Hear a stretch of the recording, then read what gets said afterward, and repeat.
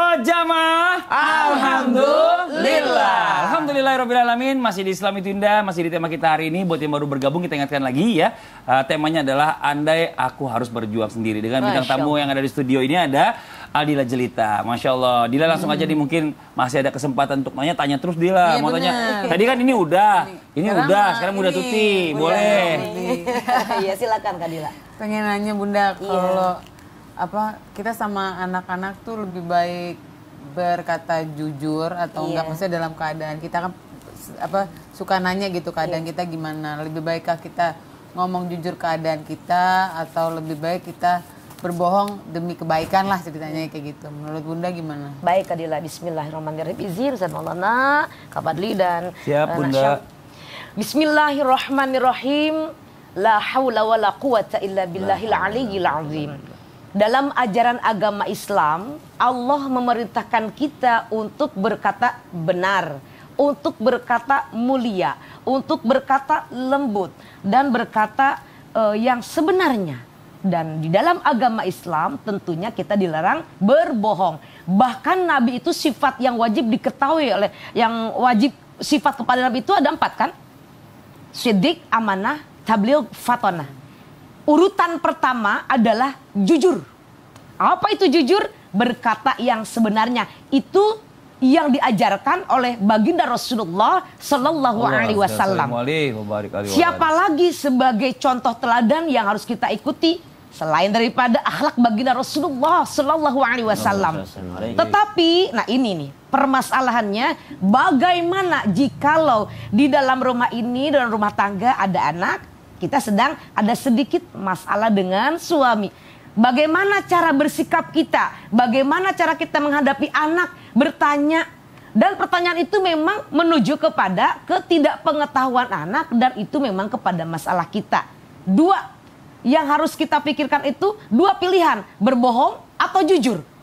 Kalau kita merujuk kepada Al-Quran, Allah perintahkan untuk jujur. Merujuk kepada hadis Rasulullah, kita diperintahkan untuk jujur. Karena jujur membawa kebaikan. Orang yang jujur itu adalah orang yang dimuliakan oleh Allah Subhanahu wa Ta'ala. Tapi dalam hal tertentu, kalau kita lihat lagi dari kaidah usul fikih, maka ketika ada sesuatu yang darurat, ya, maka yang dulunya yang asalnya itu haram, kalau ini untuk menyelamatkan anak kita, diperbolehkan untuk kita berbohong, tetapi berbohongnya adalah untuk menyelamatkan. Ada 3 kebohongan yang diperbolehkan. Yang pertama adalah ketika suami memakan masakan hasil istrinya itu agak keasinan. Untuk menyenangkan istri, udah tahu dimakan itu keasinan, tetapi berbohong suami demi istri itu tidak tersinggung. Sudah masak, sudah ke pasar, sudah ngiris, sudah segala macam. Namanya di bulan puasa punten, kan tidak dicicipi, kemudian tidak dicobai dulu. Kita menyediakan aja. Suami yang bijaksana, suami yang soleh. Ini ada nih suami-suami nih, bertiga nih. Insya Allah soleh semua. Amin. Itu tidak akan langsung menyebutkan, mah, kenapa dikasinan? Makanya kalau masak, cobain dulu. Lah orang lagi puasa. Tapi suami yang bijaksana akan mengatakan seperti ini. Mama sini deh, ini masaknya keren. Luar biasa. Oh mama pinter masaknya. Puji dulu. Padahal itu mau menyatakan, mah keasinan. Jangan langsung to the point. Karena istri juga capek. Udah ngurus ini itu. Dan suami yang bijaksana akan mengatakan, enak. Biarpun asin, keasinan, telan weleg-leg. Jangan ada komen-komen yang bikin menyinggung. Boleh itu. Ya, untuk menyenangkan hati istri. Yang kedua, ketika kita melihat sejarah Nabi, itu kan ada perang-perangan ya. Ini kabilah ini berperang untuk menyelamatkan prajurit atau pasukan perang. Dalam menyelamatkan nyawa boleh untuk berbohong karena menyelamatkan nyawa. Misalkan prajurit ini tidak bersalah, kemudian dikejar-kejar oleh musuh. Lihat gak? Ini tadi ada yang lari-lari, padahal di belakang kita, di belakang kursi, misalkan di sini. Oh, tidak melihat. Padahal udah bawa pedang. Nah, itu boleh kita berbohong demi menyelamatkan nyawa orang lain. Yang ketiga, berbohong dalam mendamaikan orang yang sedang bertikai. Oh ini sebetulnya bicaranya kepada kita curhat. Kita punya teman 2. Yang satu curhat, yang kedua curhat. Dua-duanya sedang bermasalah. Bagaimana supaya dua-duanya tidak bermasalah? Supaya akur kembali. Boleh untuk berbohong, boleh. Dan Kadila, kalau misalkan Kadila menghadapi putra atau putri semuanya ya. Putri. Kemudian mah bagaimana? Jangan yang sebenarnya dikatakan, tetapi boleh menutupi demi anak-anak kita terselamatkan batinnya. Ya, mudah-mudahan anak-anak kita juga nanti Masya Allah. bisa baik ke depan. Banyak Bunda penjelasannya. Sama-sama. Kalau Ustadz Maulana punya tips yang beda dulu. Saya ingat Apa? banget. Pada saat istrinya masaknya nggak enak, Iya. dia nggak bilang, wah enak sekali. Dimakan semua, dihabisin saat itu juga. Supaya apa? Supaya nanti malam makanannya udah nggak itu lagi katanya. Udah makanan yang beda. Bagus. Habis itu darah tinggi, asin soalnya. Benar begitu Ustadz. Ya karena alhamdulillah istri saya tahu kalau saya tuh makannya satu macam. Iya, Oh Masya Allah. Gak pernah macam-macam. Kalau ayam, kalau ikan. Masya Allah. Nah, sekarang kita lanjut lagi nih buat jamaah Islami Tinda yang dirahmati Allah. Jamaah. Yeay. Dan bagaimana dalam Islam harus menyikapi nih apabila memang harus ada seorang wanita yang harus mengurus anaknya sendiri atau single parents. Bagaimana caranya untuk membangkitkan mental yang namanya anak-anak. Ya, pisah orang tua itu pasti mentalnya itu akan sedikit terganggu gitu loh. Dan ini bagaimana Ustadz Maulana caranya menguatkan anak-anak supaya mentalnya ini kuat baik itu anak laki atau perempuan Ustadz. Mohon izin. Fadol. Izin semuanya Dilas sama Bunda Tuti, Ustaz Sam sama Mas Fadli yang Masya Allah sudah berhasil menjadikan anak jadi pilot. Masya Allah. Masya Allah. Nanti kalau naik pesawat Iya. dia tetap jadi penumpang. Mau sekolah pilot udah telat. Jamaah yang dimuliakan oleh Allah, Allahumma shalli ala sayyidina Muhammad wa ala sayyidina Muhammad. Makasih banyak jamaah yang dengan setia menonton Islami Tinda dan alhamdulillah di penghujung Ramadan 27 Ramadan, ayo kita tetap optimis ya. Jangan pernah putus asa. Benar. Ketika sosok orang tua dalam arti ini ibu harus membesarkan anaknya, bagaimana dia ibaratnya menguatkan mentalnya anak. Yang pertama harus begini, bersifatlah seperti orang tua. Ya, jangan orang tua yang kekanak-kanakan. Orang tua, bagaimana orang tua? Orang tua itu memposisikan dirinya sebagai orang yang bisa jadi teladan buat anaknya. Berlaku seperti orang tua. Bagaimana? Walaupun mungkin kan kita harus bestie sama anak kita. Iya, boleh-boleh saja. Tapi tetap ada garisnya. Ada pembatas antara orang tua sama anak. Bagaimana sosok orang tua itu berwibawa di hadapan anak-anaknya. Jadi jangan juga, maaf ya, berlomba sama anak. Bermain boleh tapi berlomba jangan pakai hitungan. Kita dilarang pakai hitungan sama anak. Ayo lomba lari nak. Pasti otomatis kau dikalah. Ya, karena tulangmu sudah keropos. Yang kedua, sebagai orang tua supaya menguatkan anak, yakni tanamkan tanggung jawab. Ingat ya, tanggung jawab. Sosok tadi Bunda sudah memberikan gambaran. Usia 10 tahun itu anak sidiknya. 20 tahun itu adalah amanah. 30 tahun itu fatana kecerdasan. 40 tahun adalah tabliknya. 50 tahun adalah, mohon izin, adalah bentuk kedewasaan yang mahir. 60 tahun itu usia kasih sayang, kemuliaan. 70 tahun usia ampunan. 80 tahun usia sorga. Jadi ini sudah ada faktor-faktor usianya. Dengan apa yang kita harus lewati anak itu, usianya, oh ini usia anak seperti ini. Kalau Dila, anaknya usia berapa? Mau 11 sama 9. Tuh, berarti posisi di mana sudah diberikan tanggung jawab. Usia-usia seperti itu udah tanggung jawab. Nah, kamu tanggung jawab ini mainanmu ya, tanggung jawab ini kamarmu, tanggung jawab, harus diberikan tanggung jawab. Karena usia yang sudah masuk pada posisi di atas dari 10 tahun. Benar. Iya, berikan tanggung jawab. Jadi dia harus bertanggung jawab atas mainannya, bertanggung jawab atas makanannya. Kalau masuk di Trans Studio, harus jagain adiknya, gitu. Jadi alhamdulillah Transmart, banyak makanan di situ, berjajanan. Boleh tanggung jawab, Transno. Transno. Ada di Makassar tanggal 20 pembukaan. Ya Allah. Masya Allah. Mau ikut? Ikutlah. Kalau diundang, kalau nggak diundang nyusul. Dan mohon maaf tanpa menggurui, hanya mengingatkan. Yang ketiga, harus mohon maaf kepada orang tua yang lagi mendidik anak. Jangan cuma mendidik secara fisiknya tapi batinnya. Ma ta'buduna min ba'di. Apa yang kau sembah setelah saya tidak ada? Kita harus memikirkan, ini tidak mungkin saya harus dampingi anakku terus ini. Ada masa nanti saya punya ada batas waktu. Maka disiapkanlah yang pertama adalah akhlak yang baik buat anak. Akhlak. Di mana dia akan disenangi oleh masyarakat karena perilaku akhlaknya. Bukan hanya sekedar ilmunya ini, enggak. Yang kedua adalah bagaimana ibadahnya, kedekatannya kepada Allah Subhanahu wa taala.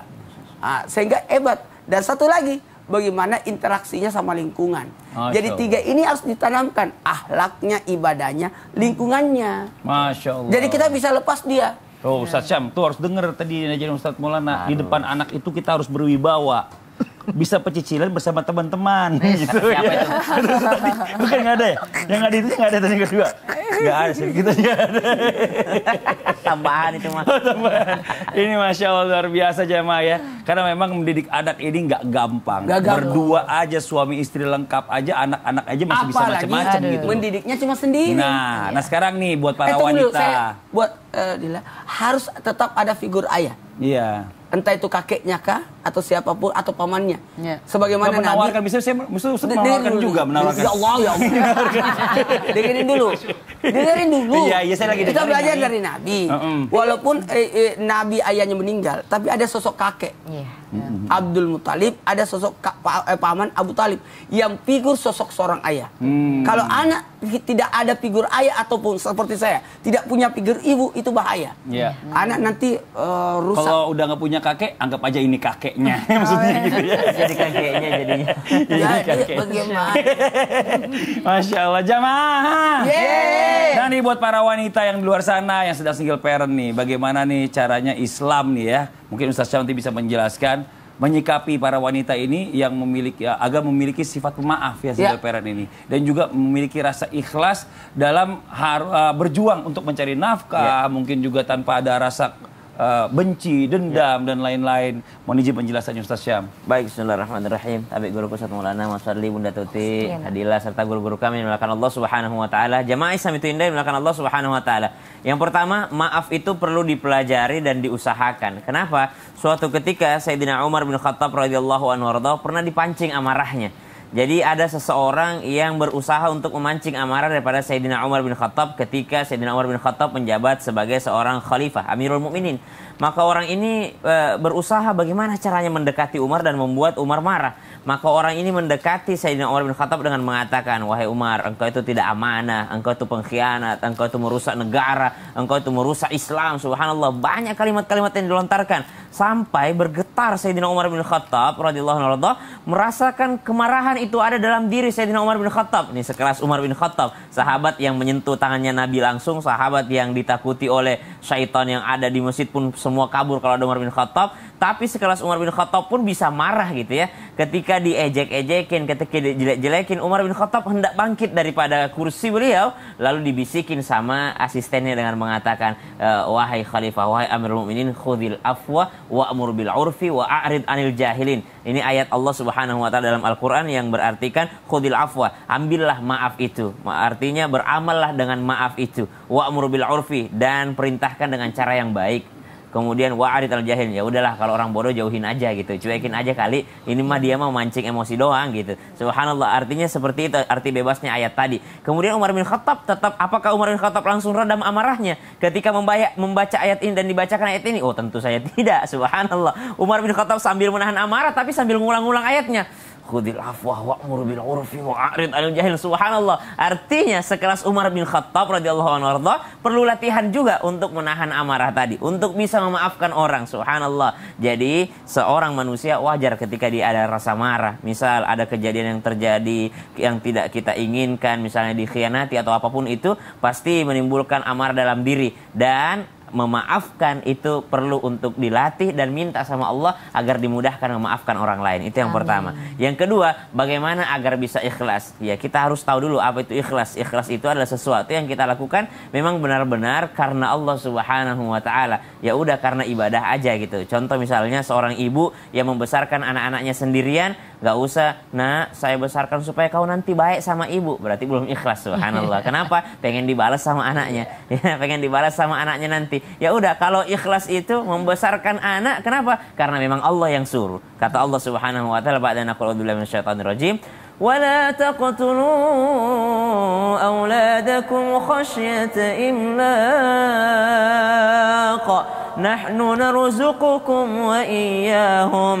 Jangan kau bunuh anak-anak kalian disebabkan karena takut miskin. Artinya rawatlah dia, biayai dia. Nggak usah katakan, nah engkau telah menghabiskan. Waktu kecil kau habisin duit ibu buat sekolah. Waktu kecil kau udah habisin duitnya ibu. Ibu bekerja mati-matian sendiri supaya kau bisa sekolah. Begini pembalasanmu kepada ibu. Mengingatkan boleh, tapi jangan seakan-akan ingin dibalas oleh sang anak. Kalau ingin dibalas oleh sang anak berarti belum murni, belum ikhlas pengen dibalas sama Allah Subhanahu wa taala. Jadi ikhlas itu maknanya apa? Pengennya dibalasnya sama Allah. Ya udah ya Allah, pandanglah aku sebagai seorang ibu yang sedang merawat anak-anakku. Engkau tahu perjuanganku, engkau tahu bagaimana aku menangis, berdarah, berkeringat untuk mencari nafkah ini Allah. Maka aku ikhlas supaya engkaulah yang membalas kebaikanku ini. Amin. Baik engkau balas di akhirat ataupun engkau balas juga di dunia ini atas kebaikan yang saya lakukan. Jadi ikhlas itu memang benar-benar murni karena Allah Subhanahu wa taala. Sama ketika seorang wanita kepada suaminya,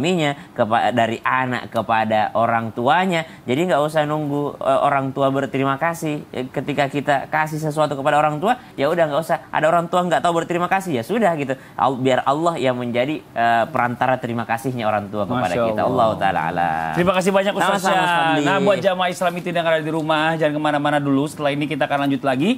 Kita akan membacakan pertanyaan-pertanyaan masuk yang dikirimkan oleh jamaah Islam itu yang ada di rumah juga. Dan lanjut nanti kita akan bermuhasabah bersama ya, agar menjadikan diri kita lebih baik lagi ke depannya dibandingkan hari ini dan hari yang lalu ya. Masya Allah. Jangan pindah channel dulu, tetap di Islam itu Indah. Jamaah. Oh jamaah. Alhamdulillah.